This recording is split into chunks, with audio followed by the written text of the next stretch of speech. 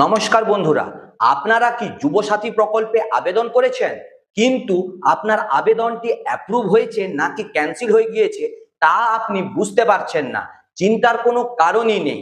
আপনি অনলাইনে আবেদন করুন কিংবা অফলাইনে আবেদন করুন, উভয় ক্ষেত্রেই কিন্তু আপনি আপনার স্মার্টফোনটি দিয়ে একেবারে সহজ পদ্ধতিতেই জানতে পারবেন আপনার আবেদনটির বর্তমান স্ট্যাটাস কি। আজকের ভিডিওটিতে আমি আপনাদের সেই পদ্ধতিটাই স্টেপ বাই স্টেপ দেখাবো। স্টেপ 1, সবার প্রথমে আপনার স্মার্টফোনটি হাতে নিন এবং গুগলে গিয়ে সার্চ করুন যুবসাথী প্রকল্প। সার্চ রেজাল্টে আসা প্রথম অফিসিয়াল ওয়েবসাইটটিতে ক্লিক করে ভেতরে প্রবেশ করুন। স্টেপ নাম্বার 2, ওয়েবসাইটে ঢোকার পর ইন্টারফেসটি একটু নিচের দিকে স্ক্রল করলে আপনি অ্যাপ্লিকেশন স্ট্যাটাস নামে একটি অপশন দেখতে পাবেন, সেখানে ক্লিক করুন। এরপরে একটি নতুন পেজ খুলবে যেখানে উপরের দিকে সবুজ রঙের চেক স্ট্যাটাস লেখা একটি বটন কিন্তু আপনি দেখতে পাবেন।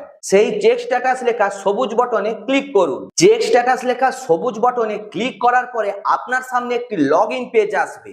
এখানে যুবসাথীর ফর্ম ফিল আপ করার সময় যে মোবাইল নম্বরটি দিয়েছিলেন সেই নম্বরটি অত্যন্ত সতর্কতার সাথে সঠিকভাবে বসিয়ে দিন। এরপরে স্ক্রিনে থাকা ক্যাপচা কোডটি সাবধানতার সহিত লিখে ফেলুন এবং গেট ওটিপি এই অপশনটিতে ক্লিক করুন।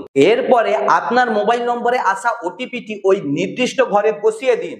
এরপর সবশেষে যদি আপনার স্ক্রিনে লেখা আসে যে your application has been submitted successfully, তবে আপনি বুঝবেন যে আপনার ফর্মটি সঠিকভাবে জমা পড়েছে এবং গৃহীত হয়েছে।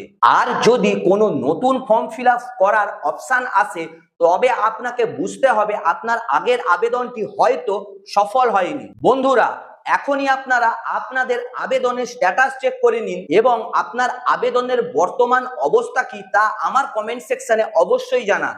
আপনাদের যদি আবেদন ক্যান্সেল বা রিজেক্ট হয়ে থাকে আর আপনারা যদি নতুন ভাবে আবেদন করতে চান তবে সবথেকে যে বিষয়টির উপরে গুরুত্ব দিতে হবে সেটি হলো কোন কোন ডকুমেন্টস ঠিক কিভাবে সাবমিট করতে হবে। প্রথমেই আমি বলে রাখি, এই যুব ভাতা স্কিমে অ্যাপ্লাই করার জন্য আপনাকে মাধ্যমিকের অ্যাডমিট কার্ড বা সার্টিফিকেট, আধার কার্ড এবং ভোটার কার্ডের অবশ্যই দরকার এবং প্রতিটি ডকুমেন্ট কিন্তু সেলফ অ্যাটেস্টেড অবশ্যই হতে হবে এবং অনলাইনে আপলোডের ক্ষেত্রে সেটির সাইজ 300 কেবির মধ্যে কিন্তু হতেই হবে। এরপরে আসি অনলাইন আবেদন বনাম অফলাইন আবেদন।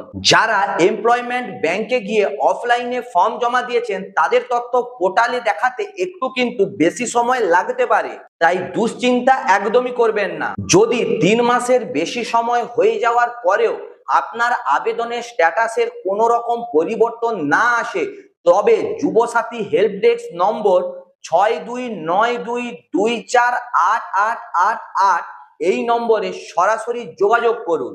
আমার বলা পদ্ধতি অনুযায়ী আপনারা যদি চেক করেন তাহলে আপনাদের 2 মিনিটেরও কম সময় লাগবে আপনাদের আবেদনের স্ট্যাটাসটা দেখার জন্য। তাই এখনই আপনাদের স্ট্যাটাসটা দেখে নিন এবং আমার কমেন্ট সেকশনে তা অবশ্যই জানান। যদি দেখি আপনাদের মধ্যে অনেকেরই একই ধরনের সমস্যা হচ্ছে তবে সেটির সমাধান নিয়ে আমি আলাদা আরো একটি ভিডিও বানিয়ে দেব।